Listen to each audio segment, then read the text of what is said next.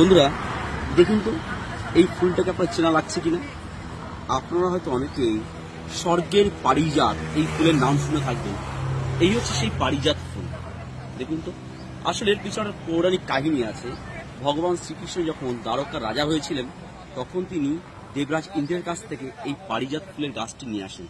তবে এটাই কিন্তু বাংলায় বলা হয় মান্দার বা পালতে মান্দার বা কাটা মান্দার। আমি একটু পিছনে দেখাতে বলবো। এই ফুলের গাছটা দেখুন, অনেকটা পলাশ ফুলের মতন, তবে পলাশ নয়। দেখতে পাচ্ছেন, এই হলো সেই মান্দার ফুল বা পারিজাত ফুল। রবি ঠাকুরের অনেক কবিতায় এবং তার গানে এই মান্দার বা পারিজাত ফুলের বর্ণনা আছে। একটা নিশ্চয় শুনেছেন, আধার হলো মাদার গাছের তলে। এই হলো সেই মাদার গাছ বা পালতে মাদার বা কাটা মাদার, আর এটাই কিন্তু পারিজাত ফুল। দেখেছেন, ঠিক এই বসন্তকালেই কিন্তু এই ফুলটা ফোটে।